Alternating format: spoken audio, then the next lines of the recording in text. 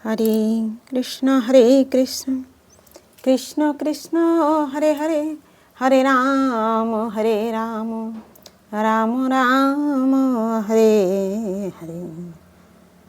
গুরু ব্রহ্মা গুরু বিষ্ণু গুরুদেব মহেশ্বরম, গুরু সাক্ষাৎ পরম ব্রহ্ম তস্मै শ্রী গুরবে নমঃ। अखण्डमण्डलाकारं व्यक्तं येन चराचरं तत्पदं दर्शितं येन तस्मै श्रीगुरवे नमः। अज्ञानं तिमिरन्धस्य ज्ञानाञ्जनशलाकं चक्षुरुन्मीलितं येन तस्मै श्रीगुरवे नमः। नमो ब्रह्मण्यदेवाय गोब्रह्मणहिताय च जगद्धिताय श्रीकृष्णाय गोविन्दाय नमो नमः। नमो कृष्णाय वासुदेवाय हरे परमात्मने प्रणतक्लेशनाशाय गोविन्दाय नमो नमो। जय गुरुदेव, जय राधे, जय राधे।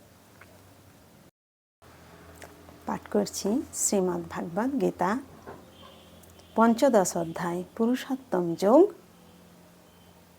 শ্লোক নাম্বার 1। श्री भगवान उवाच ऊर्ध्वमूल अधोशाखा अशस्थं प्राहुरव्ययं छन्दांसि यस्य पर्णानि यस्तं वेद स वेदवित्।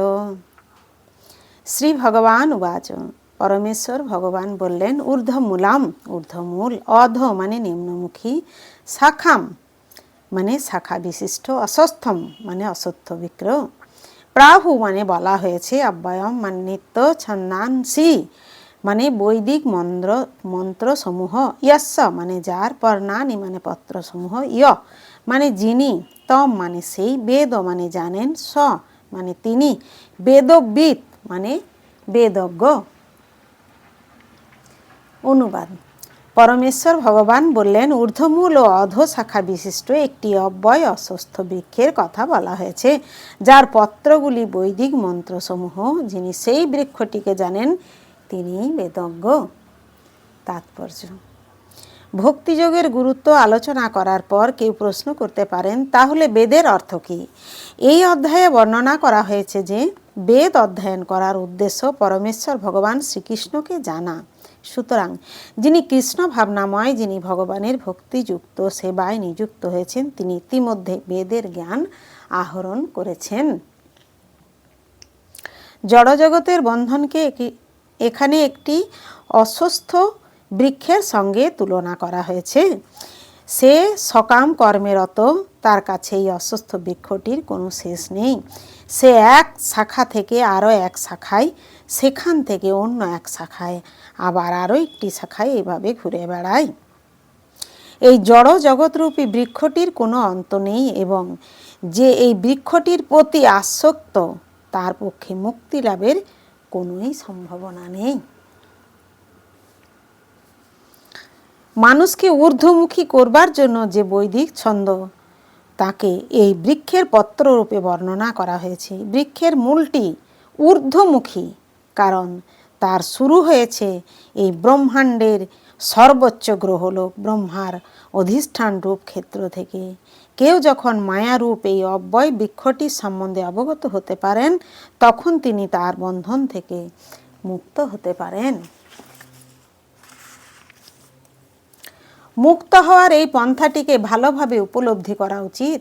পূর্ববর্তী অধ্যায়গুলিতে জড়জগতের বন্ধন থেকে মুক্ত হওয়ার নানা রকম পন্থা বর্ণিত হয়েছে এবং ত্রয়োদশ অধ্যায় পর্যন্ত আমরা দেখেছি যে ভক্তিযোগে পরমেশ্বর ভগবানের সেবা করাই সর্বোৎকৃষ্ট পন্থা। এখন ভক্তিযোগের মূল নীতি হচ্ছে জড়জাগতিক কর্মে অনাসক্তি এবং ভগবানের অপ্রাকৃত সেবার প্রতি আসক্তি। এই অধ্যায়ের শুরুতেই জড়জগতের প্রতি আসক্তির বন্ধন ছিন্ন করার পন্থা বর্ণনা করা হয়েছে।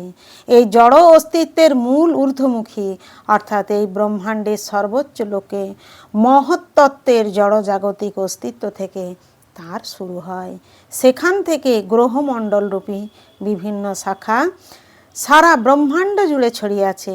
বৃক্ষটির ফল হচ্ছে জীবের কর্মফল, যেমন ধর্ম, অর্থ, কাম ও মোক্ষ। হরে কৃষ্ণ কৃষ্ণ কৃষ্ণ হরে হরে, হরে রাম রাম রাম হরে হরে। জয় গুরুদেব, জয় রাধে, জয় রাধে, জয় রাধে।